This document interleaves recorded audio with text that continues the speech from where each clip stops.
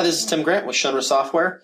The objectives for this video include setting up, running a monitor, saving the desired network conditions to a network profile, and generating a mobile profile from the global library.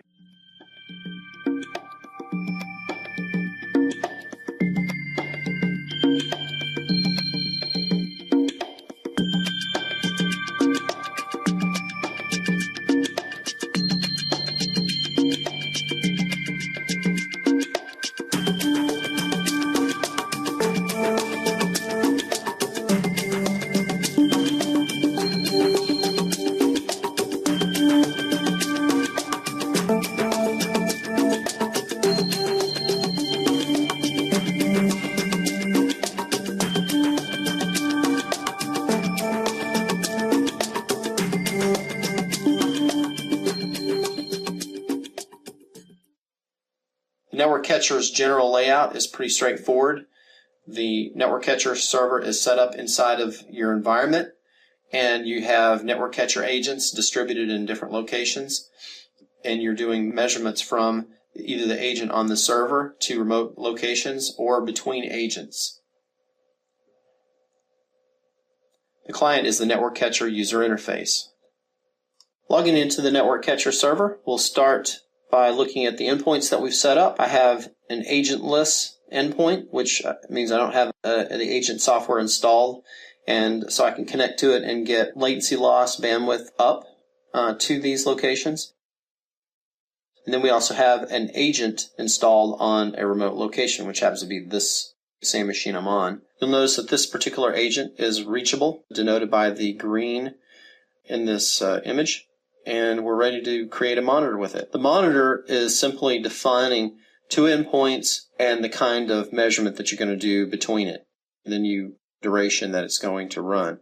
So now I'll set up a new monitor, and we'll call this new agentless, and we'll measure it from the source, which is going to be the default agent that gets installed with the NetworkCatcher server, and an agentless location. I'm going to pick yahoo.com. We'll run that for 15 minutes, and we'll just do latency loss and unidirectional estimate. Unidirectional is always going to be in the upstream direction, so it's going to be from the agent on the NetworkCatcher server to Yahoo.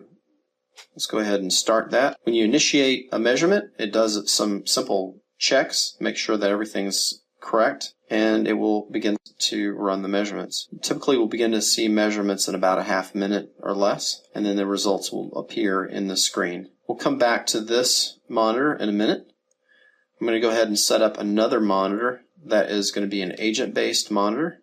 The server is located in the Reston, Virginia area, and I'm in Richmond. So I'm going to pick my PC in Richmond, Virginia, and we're going to run this one for 30 minutes for this measurement, and we'll do a bidirectional estimate. So the difference is between the one we set up at Yahoo, I don't have an agent installed, and this one does have an agent, and you can see them in the list. The ones that do have active agents that are registered and connected that show green, and then if I had one that wasn't registered, it would show red. Because I have an agent installed, I can do agent-based monitoring, which now, when I click on this list, I can see that I get robust bidirectional estimate, which is sending a large file across the network and measuring the available bandwidth that way.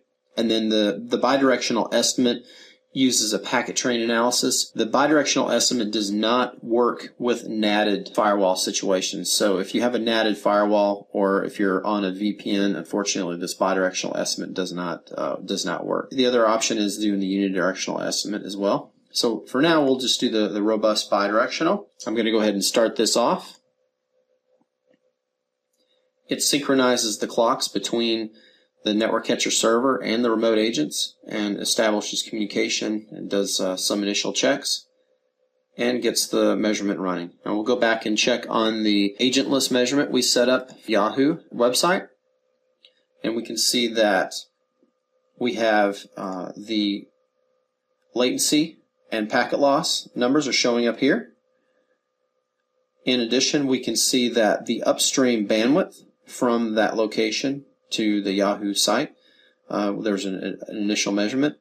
The downstream, if you click on the downstream from here, it's just going to say that the downstream is the same because it's not really measuring the downstream. Let's go back to our agent-based measurement, and you can already see the latency and loss numbers beginning to show up. While those monitors continue to run, I'm going to show you the network profiles area. Anytime you need to switch between monitoring, network profiles, or the administrative section, just click on the planet and you get the network profiles. So this comes with a network profile library, and what you can do is click New Profile, and you can either create a mobile profile, stationary profile, or bring in something from the monitors that we were just working with. I'm going to set up a mobile profile. So let's imagine that your data center is in Dallas and that you have end users in Los Angeles, and you want to understand what the network conditions are for users on the cellular network. More specifically, let's say we want 3G connection speeds. You have users on the iPhone, and you want the best conditions for both the latency loss and for bandwidth. And let's say we want a 15-minute emulation for that. I'm going to save this one and add another one. Let's say we also want to do the typical conditions for the same scenario.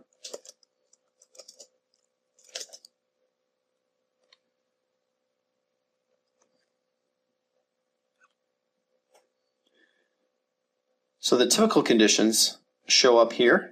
The global library responds and sends back the network profile that you can use immediately. We started with the best case conditions. As you can see here, you've got bandwidth and then latency and loss, and there's some fluctuations in the latency and loss. And then we have typical conditions, which the bandwidth conditions aren't quite as good, and you see some pretty significant fluctuations in the latency and loss. This is what you see a lot of the time, especially in a 3G network, and you don't have to move around very much to see this. I can either import this directly from the modeler. By clicking Analyze and Export, I can export this directly to an NTX file and save it to my hard drive. Once I have the NTX file, I can import that into the Shunra emulation, whether it's VCAT or the appliance, or modeler, what have you. Let's go back and look at the monitoring that we'd set up before. As you can see, we have the bandwidth up and down reporting in, as well as the latency and loss. Again, this is from, if I want to go back and understand what it is that this monitor is doing again, I can go back to the settings, or I can look at the results. The other option here is scheduling.